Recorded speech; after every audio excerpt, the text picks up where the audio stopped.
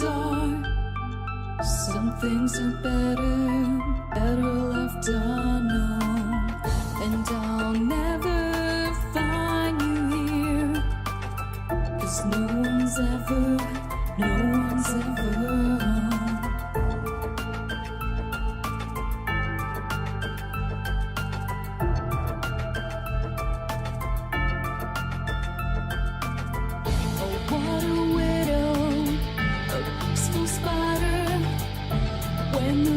is clean, she's a sneaky hider. Hide the lies and the alibis. Oh, what a sinner. Is it in her?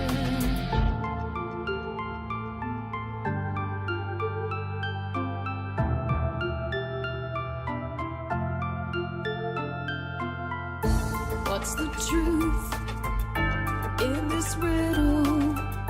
Is love really just this simple?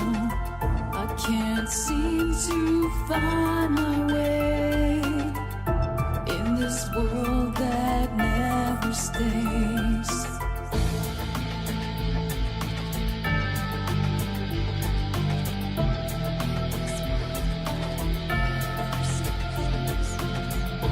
What a widow, a peaceful spider. When the glass is clean, she's a sneaky hider. Hide the lies and the alibis. What a sinner.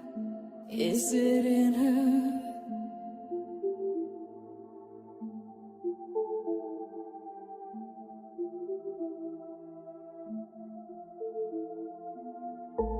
Is this real? Just illusion? I'm lost in wonderland of confusion.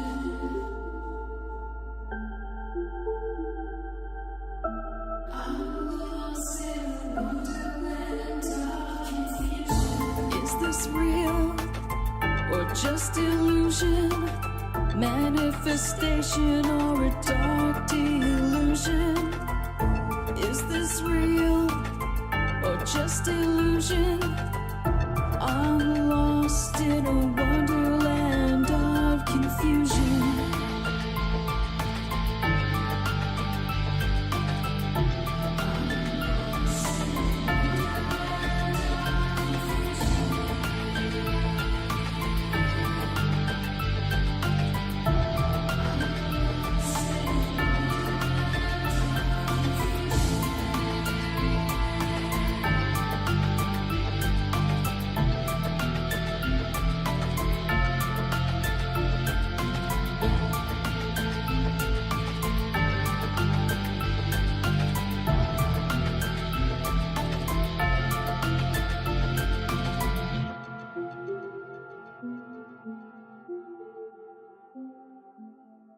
This is Cynthia Sue Larson with Reality Shifters and the International Mandela Effect Conference, and you're now listening to Dark Wolf's Den Show on Ripon Common Sense Radio. Ripon Rabbit Hole is a community-driven radio. At times the community comments may reveal prejudices and other beliefs that we or our sponsors do not condone. Views or opinions expressed by the community, callers, or guests are those of the individual speaking and do not represent the views or opinions of this site. Ripon Common Sense content is intended for mature audiences only. Enjoy.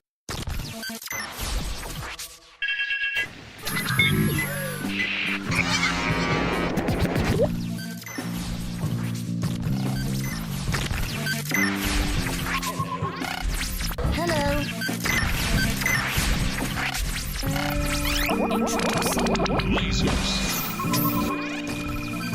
Hello.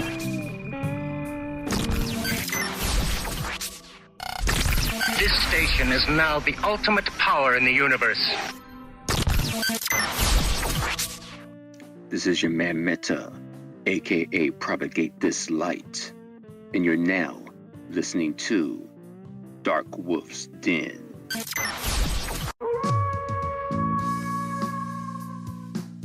Are ghosts real? We had 1,000 hours of continuous communication with the spirit world. Does time travel actually exist? The laws of physics seem to be compatible with time machines. You know, sometimes I wonder about reincarnation. Don't you? A 4-year-old boy in Adelaide, Australia, has told his parents that he used to be Britain's Princess Diana. What would happen if the world found out that aliens were real? I didn't say disclosure would be easy, but what is the alternative? To establish a space force as the 6th branch of the armed forces. We have so many questions and yet so little time, so to have you here, the pleasure is all mine. Coming to you from a secret mountain cave, hidden deep within the Idaho wilderness, this is the Dark Wolf's Den Show. Now, here is your host, Jerry Hicks.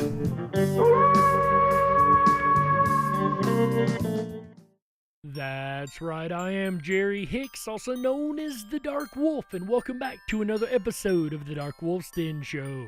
Whether you're on the edge of reality, the edge of the galaxy, or the edge of your seat, we're glad you chose us to be right there with you.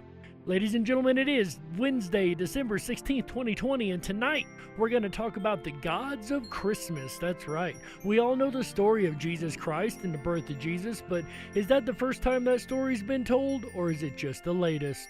We're going to discuss all that and more tonight, Wednesday, December 16th, 2020, on the Dark Wolf's Den Show. But first, today in history. I'm really starting to run out of these holiday today in histories. They're getting harder and harder to find. On this day in 1979, An American Christmas Carol, directed by Eric Till, starring Henry Winkler, premieres in the USA. That was on this day in 1979. And that is today's Today in History. An American Christmas Carol starring Henry Winkler. Who all out there has ever heard of that movie? I know I haven't. Go ahead and put a 1 in the chat room if you've seen that movie before. Put a 2 in the chat room if you've never seen the movie before, and go ahead and put a 3 in the chat room if you've never even heard of it before. Because like I said, that's a new one on me. I gotta say, I'm a 3 on that one. I'm gonna have to look that up to watch for Christmas. Speaking of Christmas, let's play a game really quick, guys. I got a real quick game you might enjoy. So I want you to tell me who I am naming, alright? Or what character, I guess you'd say, I am referencing here. So this character was born in a miraculous birth to a virgin nonetheless on December 25th and has become a deity. How many of you out there automatically said, Jesus Christ, it's Jesus? Actually, it was Horus. That's who I was referencing. So let's try this again. I'm thinking of a deity that was miraculously birthed to a virgin on December 25th. Sorry, I'm actually talking about Krishna that time. And there's actually a whole list of deities across the world that were born on December 25th. You've got Buddha, Zarathustra, Hercules, Mithra, Hermes, Thammuz, Adonis, and of course we know the Jesus Christ. So clearly this is not the first time the story of the miraculous 25th of December birth has come around. And when we find these stories across a multitude of cultures, we cannot help but wonder if there's just a little more to the story than what we're being told, right? Now, when I say across a multitude of cultures, let's go over these here. Jesus is considered a Roman god, Adonis considered a Phoenician god, Hermes a Greek god, Thammuz a Babylonian god, Dionysus a Greek god, Mithra a Greek god, Hercules a Greek god, Zarathustra an Iranian god, Krishna an Indian god, Buddha a Nepal god, Horus an Ethiopian and Egyptian god. I'm sorry, Mithra was a Persian god, if I messed that up a moment ago. But anyway, the point is, all across the world, all of these different cultures have the same story of this deity being born to a virgin, a miraculous birth on December 25th. So there might be a little more to the story than just the base story, right? Well, yes, exactly right. And it all comes back to the Son of God, or as we call it, the Son. Which brings us to our speaker tonight. Ladies and gentlemen, I introduce to you Mr. Jordan Maxwell. Now, as we begin the story of the sun and the ancient religions of the world and how much the sun has dominated civilization for as long as we have records, we need to go back to the very beginning, and that's a long time ago. Let's go back to Egypt. We'll start in Egypt because that's one of the oldest civilizations on the earth. And as we know, at least one of our deities from the list earlier was from Egypt, and that was, of course, Horus. And we will see how Egypt developed the concept of the importance of the sun in relation to theology and spirituality and religion. The sun, we're going to find, has a whole lot more importance than you ever thought it did in all three: spirituality, religion, and theology. Now, this is an ancient symbol for the sun, prehistoric, that the ancient peoples drew to represent the sun. It's an equal arm cross within the circle. Here is an artifact that was found in England. It's Stonehenge. It's on a golden circle, which represents the sun, and then you'll see the cross in between, and this is about 4,500 years old. And what is intriguing is that if you've ever looked into cymatics, or the study of sound and sound waves, there is this experiment that is done with sand on a metal plate, and if you play the ohm frequency, you can actually see this perfect circle with the equal armed cross right in the middle of the frequency. Almost 5,000 years ago, ancient mankind drew pictures of what they perceived the sun to be as an equal armed cross. And you will see it also in the ancient religions of the Near and Middle East, the different ancient gods in the Phoenician, Canaanite, Sumerian systems. They all had the equal armed cross. But it's important to remember that the sun was never perceived as a god. And for this show tonight especially, that is an extremely important distinction to make, is that the sun was never seen as a god. It was perceived to represent the spiritual qualities of God, in that it brought life to the earth, it brought warmth to the earth, it brought energy for us to live.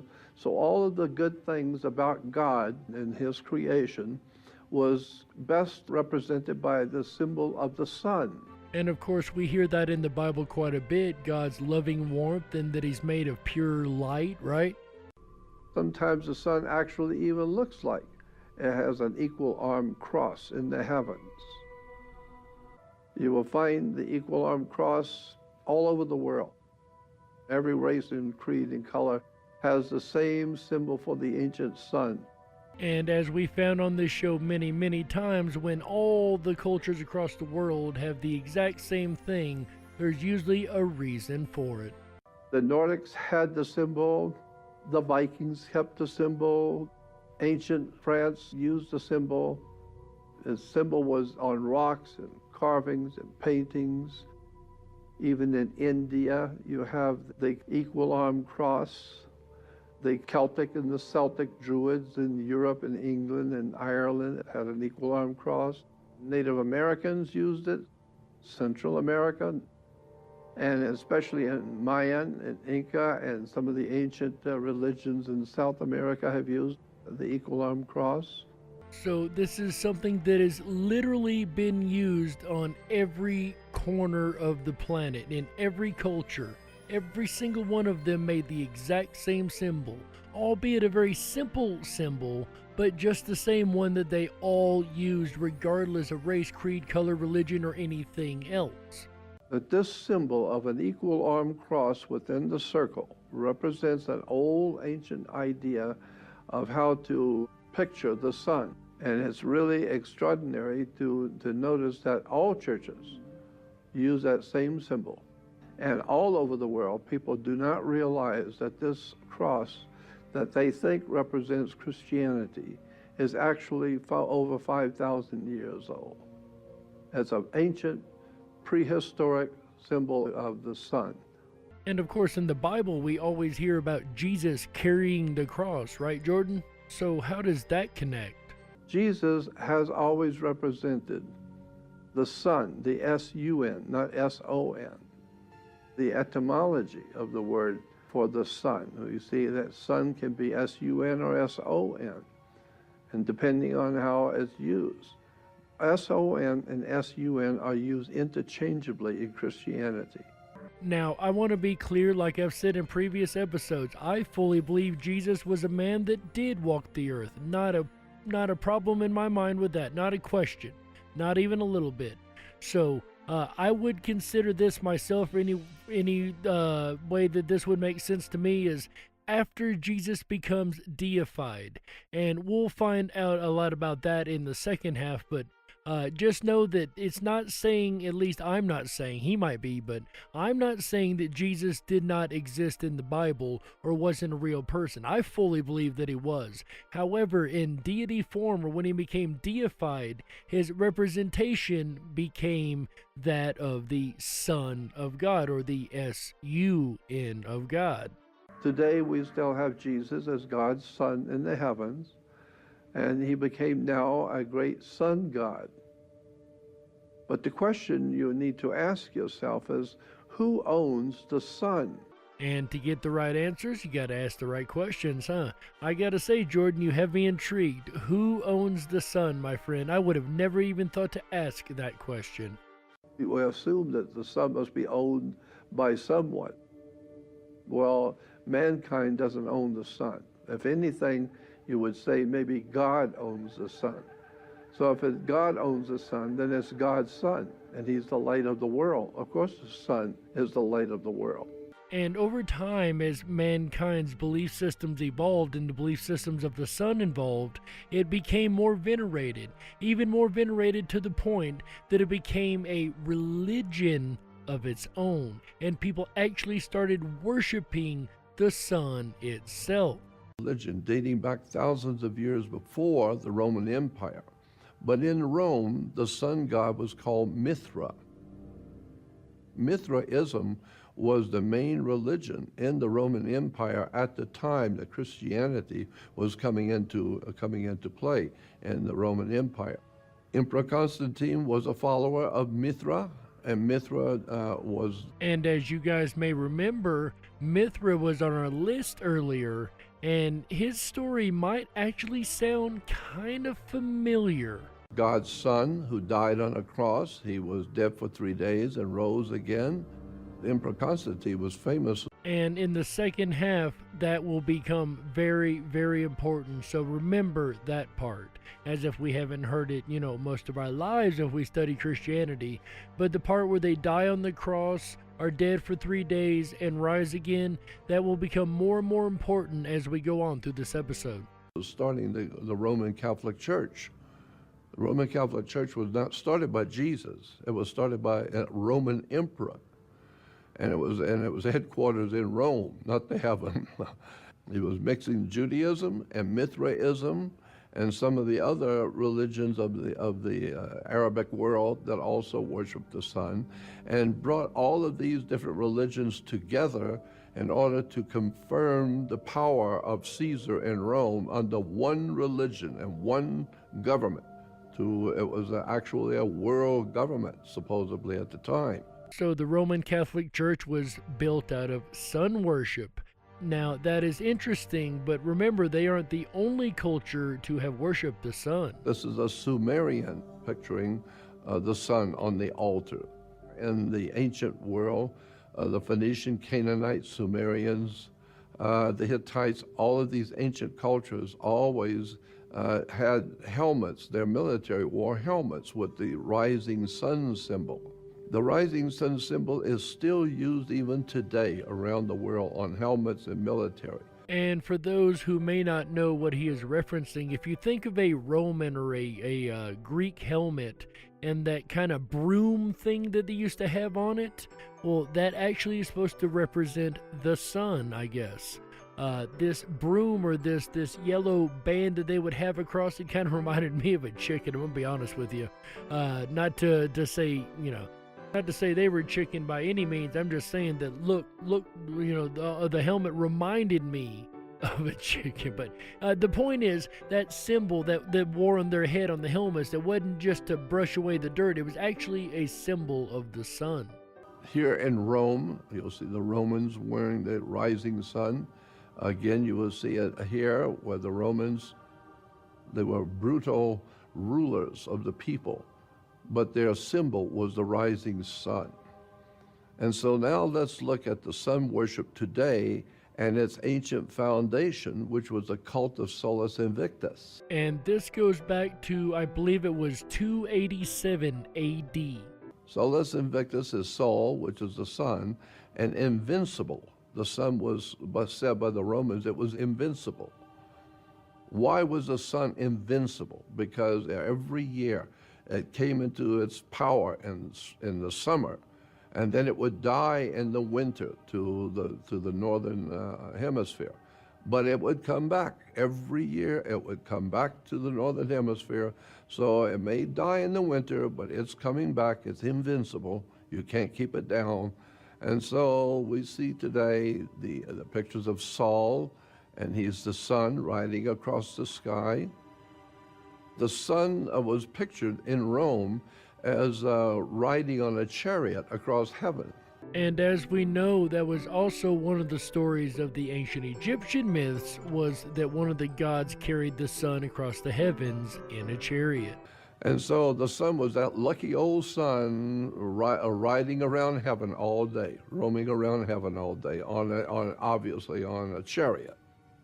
And here is Solas Invicti, or this is a picture of Mithra, and it shows the sun spokes, the sun rays around his head, the sun god of Rome. Now, where have I seen the picture of a person with the rays coming out from behind their head, the sun rays? Where have I seen that before?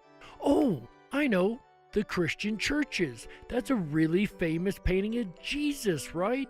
With the sun rays from behind him coming out and glaring with the yeah, that's where I know that picture from.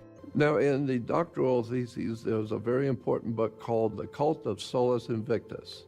And in it shows you all of the connections with the Roman government, the Roman religion, the Roman commerce. The entire state of Rome and the ancient Roman Empire was all based on the sun. And you'll see like the sun cult up to the 1st century of the empire, the political background of it, the establishment of the cult of Solas Invicti, the dogma, the teachings of the ancient religion. Thy Solas Invictus is the true Roman sun god. Of course, the Roman sun worship can be traced back to the ancient Egyptian sun god Amun-Ra. As we spoke of a moment ago, Horus being one of the Egyptian gods, but Amun-Ra, of course, being the sun god in Egypt also, right? So Amun-Ra was, we use the word today, R-A-Y, ray, sun ray. But the ancient Egyptians called their god Ra. That's where Ra comes from. So it was called the cult of Ra, or the cult of the sun ray. And so here is Amun-Ra, the official name of the sun god in Egypt. Amun-Ra, A-M-E-N -R-A. Here's Amun-Ra again. Now, when you see Amun-Ra, the Egyptian sun god was the supreme god of the universe, as said by the Egyptians. But what is important to remember is that Amun-Ra, today, in our supposed modern day world, in our Christian church, both Catholic and Protestant, they refuse to give up the old pagan sun cult of Amun-Ra. Every time any Christian says a prayer, all of them usually at the end will say one word, right? Whether it's in a group or it's by yourself, what is the one word you always end a prayer with? Go ahead, put it in the chat. What is that one word that you always say, the last word at the very end of the prayer? And so today, this is why when you pray to God, you end up by saying amen, because you're sending your prayer through God's Son, Amun Re. Amun, or amen. The Catholic Church is replete with all kinds of sun symbols. You'll always see the Pope wearing large sun symbols. It's on his hand, it's on his gloves, it's on the outside of churches, it's at the top of churches also, implying the sun is risen, and the sun rays are dominating the Catholic Church all over the world. So here's paintings on the wall of the Vatican showing the angels, showing the worker, the common man, the worker, to look to the sun for his food and for his life and for everything. God's Son is the light of the world. And so Catholic Church or the Vatican is promoting sun worship. Everywhere the Catholic Church and Christians meet, you will see the sun. But as we know, Christians aren't the only religion, and it's definitely not the only religion to have been touched by sun worship. The sun in India and the Hindu worship of the sun. Now here we have the Inca priest kneeling on an altar and offering up the wine in the altar to the sun god. The same you will see in Japan, you'll see in England. They're singing praises and a hymn to the rising sun. You know, it kind of reminds me a lot of Stonehenge, and in the fact that these different monuments across the world, all these different structures, what they call the calendar monuments or calendar stones, are always set up in such a way that at the winter and the summer solstices, the sun shines directly through a specific blocker, through a specific hole in a window, or something very, very specific about these alignments of the sun and the earth on these certain days. And as we're going to find out in the second half, there's even more to it than that. But we're going to go ahead and take a network break right here, and we'll be back with second half of the Dark Wolf's Den show and more on the gods of the 25th here in just a moment, right after these messages. Don't you touch that dial. We gotta stoke the fires and run off the men in black. Don't touch that dial. We'll be right back. Happy holidays, everyone. Your weekend has officially begun, thanks to Jerry Hicks and the Dark Wolf's Den. If you're enjoying tonight's look at the gods of Christmas, please make sure, if you haven't done so already, to thumb up that video, hit that subscribe button, and ring that bell. You'll get our notifications every time we go live. We're here every Wednesday, Thursday, Friday, Saturday, and Sunday nights, bringing you the very best of common sense radio, the Ripon Rabbit Hole. If you have not done so already, I encourage you to jump on over to riponrabbithole.com and hop on our mail list, and we'll send you out our weekend schedule every Wednesday morning. It'll share with you direct to your inbox a look at the weekend rabbit holes ahead. Speaking of which, Jerry Hicks and the Dark Wolf's Den show returns again tomorrow night, Thursday, December 17th, starting at 7 p.m. Pacific, 10/9 Central, as he howls at Christmas miracles. Explore with him the joyous and often emotional Christmas miracles, starting at 7 p.m. Pacific, 10/9 Central. Then I'll return with the Ripon Rabbit Hole live show Friday night with Handmade Christmas tales and clever ideas of creativity. Join me Friday, December 18th, and find out how you can celebrate Christmas on a budget, but still be that one person that gives the greatest gifts ever. Then Saturday night, the annual White Elephant Christmas Show and Ripon Rabbit's Holiday Party. Join in the fun Saturday, December 19th, starting at 7 p.m. Pacific, 10/9 Central, as we play the White Elephant game, Ripon Rabbit Hole style, and celebrate our holiday party. If you have not submitted your wish, please do so before Sunday night, because Sunday, December 20th, is Wish Upon a Star. Make a wish upon a star with us as we get ready to head into the holiday with a special guest appearance from the jolly old man in the red suit. That's right, Santa Claus will be here Sunday, December 20th, starting at 7 p.m. Pacific, 10/9 Central.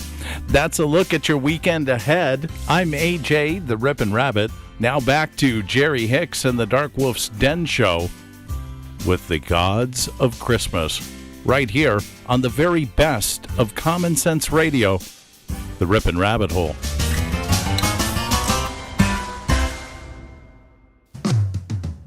If you were meant to be controlled, you would have come with a remote, but you didn't. And that's why you listen to the Dark Wolf's Den Show. Now, here is your host, Jerry Hicks. That's right, I am Jerry Hicks, also known as the Dark Wolf, and welcome back to the second half of the Dark Wolf's Den Show. Whether you're on the edge of reality, the edge of the galaxy, or the edge of your seat, we're glad you chose us to be right there with you. Ladies and gentlemen, if you're just joining us tonight, we are talking about the Christmas gods, or the gods of the 25th, and how it is related to sun worship and the sun gods and solar deities. And in the second half, we're going to hear the greatest story never told. And in the first half, as you guys know, we started out talking about a list of the different gods who all have the same things in common, right? They were born to a virgin, born on the 25th. Well, actually, we're going to dig just a little bit further into that now, and we've come full circle already in our episode. But it is important for us to understand this and just how important this is. Here we have 37 of what we call sons of God from the ancient world to the modern. And they all have the same identity and the same stories that go with their lives. They were born of a virgin, they died on a cross, they were dead for 3 days and then was resurrected and came back. Their father was a carpenter, and they had 12, almost all of these had 12 followers or 12 apostles. They had the same story that we have in Christianity 37 times over. So it's a continuation of the same story coming out of the ancient world, and today we call it Catholicism or Christianity. And I told you in the first half the 3 days and then the resurrection would be very important in this half of the show, and we will get to that very shortly. Gospels, Matthew, Mark, Luke, and John, and they're writing about their Savior, the Son. Because Matthew, Mark, Luke, and John is spring, summer, autumn, winter. The 4 seasons are symbolically represented by 4 Gospels. This is a very important book showing that the sun in the church today, cathedrals are solar observatories. Now, of course, in India, the most important sun god in India was Krishna. And if you remember back in the first part of the show, Krishna was one of the deities on the December 25th list. We know that the Jesuits, when they went into India back in the 1500s, they learned very quickly the whole religion of God's Son, the light of the world in India, who was Krishna. And they came back and infiltrated those teachings and concepts into what we call Christianity. This is the work of the church borrowing the stories from the ancient world of sun gods who died on the cross. And of course, this is nothing new to Christianity. We know the story of the flood comes from the Sumerian epic of Gilgamesh, for instance, and there's no telling how many other stories have been borrowed from other cultures. But what is the significance of dying on a cross, being dead for 3 days, and being resurrected again? Because clearly every one of these deities have had this part of the story in common too. Well, there's actually a really good reason for that, and I've been teasing it the whole episode, but this is the main reason why there is a Christmas, if you will. This is why let me rephrase that. This is why Christmas was set on the 25th. This is why Jesus' birthday was set on the 25th. This is why we celebrate Christmas being Jesus' birthday on the 25th. as well as the rest of the deities or gods that were born supposedly on the 25th. Check this out. As in the southern constellation, when you go down south, when the sun reaches the lowest part in the sky in southern hemisphere, there is a constellation of stars that look just exactly like a cross. And so we say the sun, when it dies in December, it goes down and dies on the cross. The cross is called the Southern Cross. Also known as the constellation of Cygnus. When he was dead, but now he's coming back to the northern hemisphere because he promised he would return. And he is returning again in the spring. Okay, so now we know why the sun dies on the cross, because the sun enters the constellation of Cygnus, the Southern Cross. Solar symbolism of the sun going southward each day until it finally reaches December 22nd, when it's its lowest point in the southern sky. It's down south now. It's gone south. But on December 22nd, the sun goes as far in the south as it's going to go, and it stops going southward on December 22nd. Not only is it at its furthest position in the south, it actually also does not move for a couple days. Then on the 23rd and 24th, it rises on the same degree. And therefore, for 3 days, it doesn't move at all, stays in that same degree. So we say, and the ancient people said, that Jesus, or God's Son, died for 3 days. Why? Because it was moving every day, and now it's not moving for 3 days. So not only is the sun in the Cygnus constellation on the cross, but it has now died. It is not moving at all for 3 days. It appears to have died. So for 3 days, the sun was dead, and on December 25th, the sun moves 1 degree northward, which indicates, even the United States Navy will show you on their instruments, that it indicates the sun is now alive again. He's born again. Now he's going to work his way back to the northern hemisphere. So after the 3rd day on the cross, and he has died for 3 days and not moved, all of a sudden he's moving again. The sun is moving again and is resurrected, if you will, and coming back to life, or heading back to the north. Because he said, God's Son said, I will return. Well, he does. He returns every year. So what do you see? Do you see a man on this cross? Do you see a man dying on the cross? No. This is what is actually meant by dying on the cross. It's the sun. And I know some of you are saying, wait a minute, we celebrate the birth of Jesus at Christmas. Actually, if you look into theology, and I think I mentioned this in the first half, most theologians will tell you that Jesus was most likely born closer to Easter in April in the spring season, and actually died on the cross closer to Christmas time, or what we would consider Christmas time. During the summer, when the sun is in the northern hemisphere, it is in the constellation of Leo, so he is the lion of the tribe of Judah. And then when he dies in Capricorn, down south when he goes south. And so now he dies in the winter.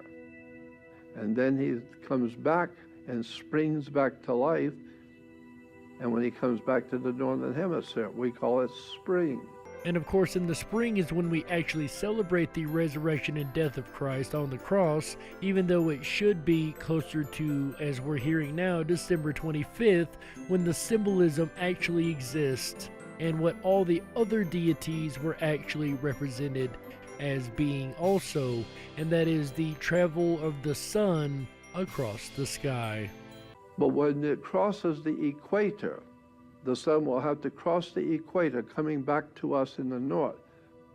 When it crosses the equator, it is said to have passed over the equator. You know, that sounds suspiciously like a Jewish tradition in the Bible. So in the Hebrew religion, when the sun passes over the coming back to the northern hemisphere, they call that celebration the Passover. That's it, the Passover. I knew it sounded familiar. But for Christians, they're worshiping the sun also as it passes over, but they refer to it as the resurrection. God's Son has been resurrected. He's come back. So it all goes back to sun worship. It began with sun worship, worshiping the sun. The sun became symbolized as a round disc with a cross in the middle, an even-armed cross, as he put it. And then, of course, we see in Egypt also the winged sun disk, right? And all these different versions of the disk, the sun disk, across all of these different cultures. And as we mentioned earlier, we've got the calendar stones and all these different ancient monuments that were all built to venerate the sun, especially on the winter and summer solstices. And that's what a lot of cultures would look at, is the solstices, and they would actually build their gods on them if the gods weren't actually real walking deities, which that is still up for a lot of debate. But for the sake of this conversation, the gods were actually venerated because they were considered to be the sun, or at least the qualities of the Son of God. The Son that belongs to God, not the S-O-N, but the S-U-N. And of course, it went all the way into sun cults and sun worship. And today, it is amazing when you look around and see that sun worship is in full swing, whether it's in logos or churches. You ever notice in a church, you got the great big round window way up in the top of the church, right? You ever wondered why it's a perfect circle of a window? Well, of course, it's the representation of the sun, right? And usually it's got a picture of Jesus right on it. It's in your face, as blatant as can be, but unless you actually take time to do the research and learn and understand what these things mean, you'll never really quite grasp the fact that what it all boils down to is the veneration of the sun that gives us life. And on that note, ladies and gentlemen, what do you think? Do you think that it is just a bunch of solar worship, a bunch of sun gods, a bunch of craziness? Or perhaps, do you think that it might be a little bit to it? Do you think that everything we are celebrating, all the different gods that were born on the 25th, that were born to a virgin whose father was a carpenter, and they had the disciples and died on a cross and resurrected 3 days later, do you think it is all just symbolic sun symbology and solar system symbology? Or do you think it could be that we're shining the light in the wrong place and we are completely in the dark? In the end, ladies and gentlemen, you be the judge. We got to close it out. That's right, that's it for this episode of the Dark Wolf's Den Show for Wednesday, December 16th, 2020. Whether you're on the edge of reality, the edge of the galaxy, or the edge of your seat, we're glad you chose us to be right there with you. Ladies and gentlemen, before we go any further, I would like to talk to you guys for a minute. I have recently been releasing some Mandela Effect content on the channel, and there's going to be stories coming out on the channel. What I've done is I've taken all the stories from the Christmas Stories episode and I'm releasing them as standalone videos. So if you're interested in those stories, guys, definitely go back and share those around and make sure you bookmark those or put those in your saved or playlist or however they do it here on YouTube, and make sure that you can access them. I just want to let you guys know that those are coming. And this holiday season, there's a lot going on, guys. There's a lot going on around us. There's a lot going on in the world. There's a lot going on in general. A lot of hatred has been going around lately. A lot of disgust, a lot of disagreement. And though I don't disagree that the disagreement and the discussion is needed, I would ask that at least for a little while, can we go ahead and enjoy Christmas? Nothing going on outside in the world is going to be settled before Christmas is over. So for just a little while, can we please start to remember that we are all still human? We are all still one world family. We're all still people. We all need to respect and enjoy each other's company during this time. We've had a very rough year. We've had a year where people have been trying to make sure we don't hang out with each other, we don't see each other. It's been a very isolated year. And it's in these years that we find a lot of people that are struggling, especially emotionally. And it is nice for us to just get together and remember that we're not black, we're not white, we're not red, we're not Republican, we're not Democrat. We're not any of these things, ladies and gentlemen. We're not American and British and German. We are human. We are all human. And we are all celebrating an incredibly magical holiday. A holiday that really kind of makes everything just a little bit better, at least for a little while. So this Christmas season, I would dare you and challenge you to reach out to those that you normally wouldn't reach out to. Reach out to those that you disagree with. Don't discuss the topics you disagree about, obviously, but try to just reach out on a human level and really just get to know people again. Reach out and break this isolation that we've been forced into in 2020, because there's nothing worse than being alone, especially being alone during the holidays. And if you are alone during the holidays, and if you are dealing with something like seasonal depression, I urge you, please look into help if you haven't already. There are many, many people that are very skilled in helping with things like that. I'm not one of those people, but I do beg of you, if you are dealing with seasonal depression, please don't do anything that the world will later regret. We need everybody here. We need our world family. We need our Dark Wolf's Den family. We need our Ripon Rabbit family. We need all of you, and we need each other. And we can't do anything in this world without anybody else to help us. So ladies and gentlemen, make sure you can reach out, if you can, to the elderly, to those that you know will be in a hard spot this year, and just do the best you can to even just be there for them. Just listening to their stories and getting to know people that you otherwise would not have. I would issue this challenge to every last one of you, including myself. I am no saint, and I've made my share of mistakes, and we all get very heated about things that we agree or disagree with. But I would ask that, at least for a little while, at least until New Year's, can we start to put our differences and our disagreements aside? Because again, nothing in the outside world, none of the craziness that's going on right now is going to be settled before New Year's or Christmas. So can we please just set everything aside, and for a little while, can we once again be the human family? Not the Democrats, not the Republicans, not the independents, not the blacks, whites, reds, yellows, Brits, English, Germans, or Australians. Can we just be, for a little while, a human family? That is my plea to you guys, ladies and gentlemen, as Jerry the Dark Wolf, and nothing more. On that note, ladies and gentlemen, the den may be closing, but don't you worry, the weekend fun has only just begun. We will be back tomorrow night with an all-new episode of the Dark Wolf's Den Show. That's right, tomorrow night we're going to talk about Christmas miracles. Make sure you got your box of tissues ready, ladies and gentlemen. Christmas, like I just got done talking about, is a very magical time. And what we're going to hear tomorrow night is the magic manifesting itself in the amazing Christmas miracles that we're going to go over. Then Friday through Sunday, make sure you come back for our buddy AJ the Ripon Rabbit's Ripon Rabbit Hole live show. That's right. This week, again, I've been over there eavesdropping on those old rabbits, and I happen to know what they're going to be talking about. On Friday night, AJ the Ripon Rabbit's going to be talking about a handmade Christmas. That's right.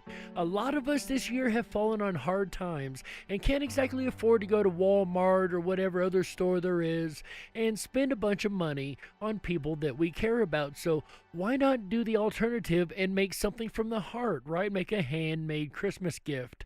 So he's going to be going over ideas on Friday night for handmade Christmas gifts that we can all do and give to our friends and family. Also on Friday night, ladies and gentlemen, I happen to know that he has a very, very special announcement coming up, so make sure you tune in that evening for a special announcement from the Ripon Rabbit Hole team here. Then on Saturday night, he'll be discussing the White Elephant. Actually, it'll be the annual White Elephant Christmas show. That's right, and the Ripon Rabbits Holiday Party. A lot of you may not recognize this. I actually had to ask AJ what it was. You have probably heard of this before, and you've probably played this before. You just probably don't recognize it under the name White Elephant. What name would you recognize it under? Well, you're going to have to tune in Saturday night and find out, aren't you? And I'm not sure if I'm supposed to or not, but I can tell you that some people may be walking away with prizes, and one of those lucky people may be you. Make sure you tune in Saturday night and find out what that's all about. Then on Sunday, we're going to be wishing upon a star here on the RiponRabbitHole.com. Mr. AJ the Ripon Rabbit is going to be discussing Christmas wishes. That's right. For a couple weeks, we've been asking you guys to send in your Christmas wish over the RiponRabbitHole.com. That is RiponRabbitHole.com. Over there at the very bottom, you're going to find a big red record button, and you're going to hit that and record 30 seconds of audio. We want to know this time, what is your Christmas wish? Make sure you go over there and record that, and it will be put on the air on Sunday night with everyone who has submitted their Christmas wishes this year. Also, he might have in the second half of his show a special guest star. The way I understood it, it was something about a jolly old elf, ladies and gentlemen. I think he might have Santa Claus. That's right. He may have Santa Claus on the show on Sunday night. Make sure you tune in to Sunday night to find out if the old elf is there or not, as well as hearing everybody's wish upon a star.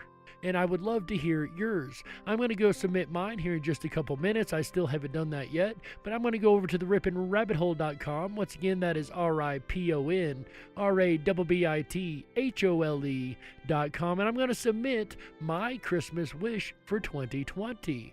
And while you're over there, ladies and gentlemen, there's all kinds of fun stuff to check out, like our rabbit holes. That's right, check out our groups over there. We have everything from Mandela Effect to lucid dreaming to anything you can think of, as well as the Dark Wolf's Den show topics and suggestions. If you've got ideas for future shows, we would love to hear about them. We will definitely keep an eye on that and make sure we get those topics on the air.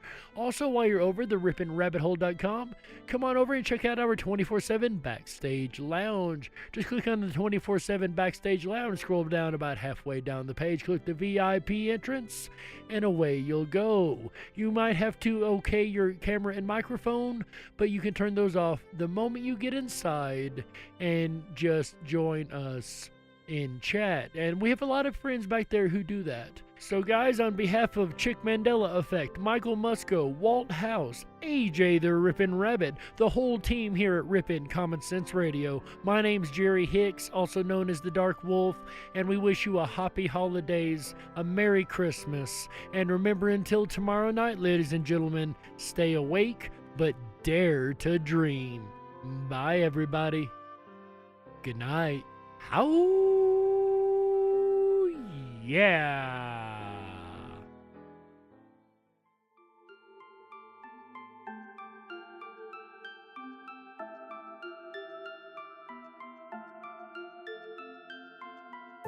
Unlocked and into the dark.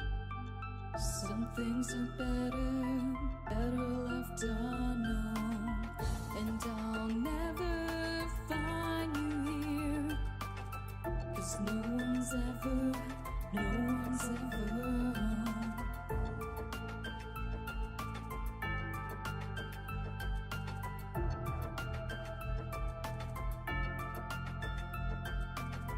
Oh, what a widow, a peaceful spider. When the glass is clean, she's a sneaky hider. Hide the lies and the alibis. Oh, what a sinner is it in her?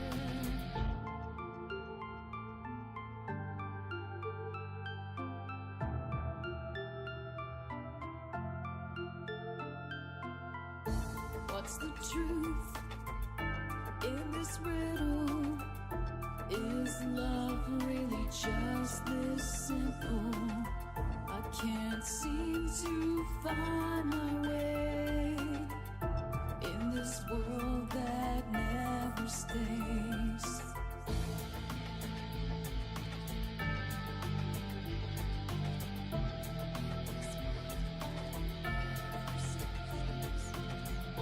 What a widow, a peaceful spider.